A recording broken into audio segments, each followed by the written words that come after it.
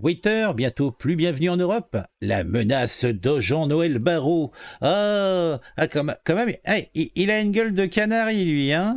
Quand même un peu, hein. Un crâne d'œuf, une piste d'atterrissage pour mouche. Pas très sympathique, pas très urbain, hein. Puis j'avais jamais entendu parler de ce sombre individu, Jean-Noël Barrot. Il doit l'avoir, hein, cochon, va, je suis sûr que t'es sacré coquin, toi, hein. Bon, alors, qu'est-ce que ça résume un petit peu cet article? Bon, pour résumer, ça va être simple. C'est quand même un petit peu embêtant, puisque là, on a affaire à une petite péripétie qui agite nos amis de Twitter. On aime Twitter. Alors figurez-vous que le ministre délégué en charge de la transition numérique... Attends, mais sérieusement, est-ce que tu as besoin d'avoir un ministre ou même un ministre délégué à la transition numérique? Sérieusement? Alors, le fameux Jean-Noël Barrot, comme j'ai dit, qu'on appelle entre nous la piste d'atterrissage pour mouche, a décidé de remettre à sa place les GAFA, hein, et plus particulièrement Twitter, en le montrant du doigt, en leur faisant une petite visite musclée aujourd'hui, le 29. La raison, le non-respect des règles européennes de la lutte contre la désinformation. Et oui, ils ont osé véritablement franchir la ligne rouge.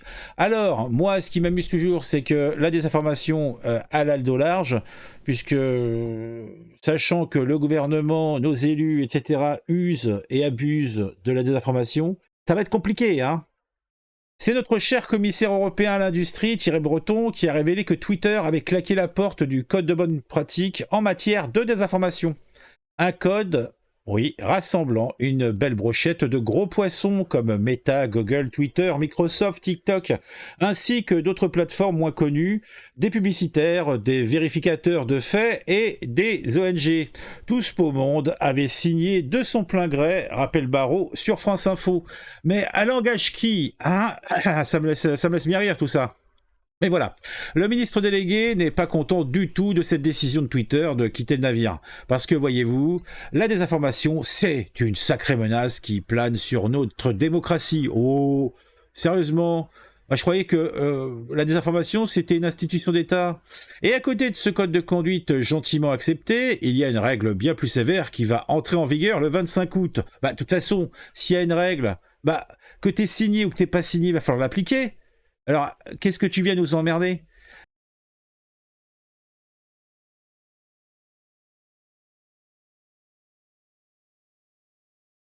Une règle qui oblige les gros réseaux sociaux à s'activer dans la lutte contre les désinformations. Autant vous dire que Barrot souhaite ardemment que Twitter se plie à cette nouvelle règle européenne d'ici là. Sinon, eh bien, il ne sera pas le bienvenu chez nous. Et croyez-moi, la loi sera implacable. Ah, ça me rappelle les heures sombres de notre histoire, hein. Ils ne sont pas bienvenus chez nous. C'est vrai que la pensée divergente, ça fait toujours plaisir, hein. Bah oui, bah oui, bah oui. Ah, c'est très de droite, non? Ah bah non. Ah, excusez-moi, c'est très de gauche surtout, ouais. Ah, mais attention, mesdames et messieurs. Les sanctions sont la hauteur de l'affront. Twitter risque de se prendre une belle amende de 300 millions d'euros, soit 6% de son chiffre d'affaires mondial. Oui, vous avez bien entendu, 300 millions d'euros. Une petite somme pour leur faire comprendre qu'on ne rigole pas avec la désinformation. Et si par malheur ils récidivent, ils seront purement et simplement bannis de l'Union européenne. Ça, c'est ce qu'on appelle une mise au banc, mes amis. Par contre, c'est marrant, TikTok, qui est une poutre immense dans l'œil de notre belle nation, de notre beau continent, de notre belle Europe, et ben là, ça pose pas de problème, hein. On abrutit notre jeunesse et la population, mais il n'y a aucun problème. Non, même les Chinois, hein, qui en sont les créateurs, eux, chez eux, ils en bouffent pas, hein, ils en veulent pas, hein. Ça, c'est bon pour les Occidentaux et les connards du monde entier qui sont prêts à se faire marabouter le cerveau. Ah, et puis surtout, on parle de désinformation, hein, mais quand on voit un petit peu les campagnes publicitaires organisées par l'Europe, c'est qui fait de la désinformation? Ah, mais quelle bande de sacripants, hein. C'est fou ça. Car voyez-vous, on va en finir quand même avec cet article. Il y a véritablement pour Twitter un rôle important dans le débat public. Personne ne le nie. Bah, tu m'étonnes. Les feignasses de journalistes à la télé utilisent depuis plus de 10 ans Twitter comme biais d'information. Bon, bah, c'est compliqué, quoi. Hein. Mais on ne peut pas se permettre qu'un réseau social se laisse manipuler par les défenseurs de la désinformation et que notre belle démocratie en pâtisse. Oh, la démocratie, on a vu d'autres. Hein. Après, la question, c'est quand c'était la gauche qui était au contrôle de Twitter avec les woke et compagnie, et que ça a bloqué à tour de bras, et il y avait, comme qui disait, une vision unique des choses, ça gênait beaucoup moins. Quelle bande de sacripants. Ou de sac à foutre, ça dépend comment tu vois les trucs. C'est le verdict sans appel de Jean-Noël Barrot, dit la piste d'atterrissage pour mouche sur France Info. France Info aussi, organisme éminemment contre la désinformation. Ah oui. Maintenant, revenons un instant sur ce fameux code de bonne pratique auquel Twitter a tourné le dos. Il contenait une foule d'engagements, notamment pour mieux coopérer avec les vérificateurs de faits et pour prouver de publicité les sites qui propagent des intox. Hein? Donc en fait, Twitter doit collaborer avec les gauchias qui puent de la bouche, qui sont autoproclamés vérificateurs de faits. Et après, tu veux priver de publicité les sites qui propagent des intox. Bon, bah grâce à Dieu, ils n'ont pas besoin de Twitter, hein, mais ça aide un petit peu. Et voilà. Depuis que ce cher Elon Musk a mis la main sur Twitter il y a 6 mois, la modération des contenus problématiques a été assouplie. C'est le moins qu'on puisse dire. Et il semblerait même que la voix des propageurs de fausses informations ait été amplifiée sur cette plateforme. Twitter préfère apparemment faire confiance à sa propre communauté d'internautes plutôt qu'aux vérificateurs de faits d'après nos sources européennes. Mais ouais, mais tes vérificateurs de faits, c'est qui ? C'est des sales gauchistes qui puent de la bouche, comme je l'ai dit, qui se sont autoproclamés.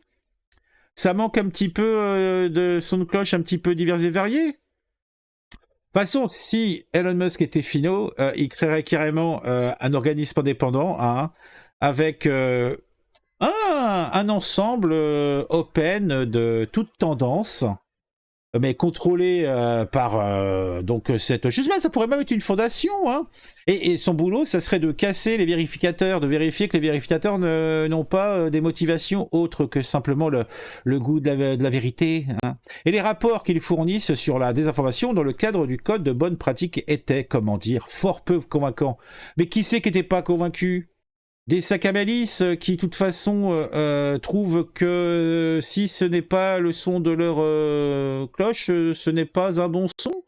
Peut-être que la cloche des OTFL, l'air est cristalline. Bon, en tout cas, voilà le dilemme auquel nous sommes confrontés. Twitter a choisi de se rebeller, de tourner le dos aux règles européennes et de jouer avec le feu de la désinformation. Putain, mais rien que lire cet article, c'est de la désinformation en boîte. Quelle bande de paltoquets, de pisse pas loin. Mais attention, mesdames et messieurs, notre gouvernant, ou plutôt nos gouvernants, n'ont pas dit leur dernier mot. Ils sont prêts à en découdre, à mettre des amendes colossales sur la table et à bannir purement et simplement ce réseau social de notre cher continent. Alors, chers amis, restons vigilants.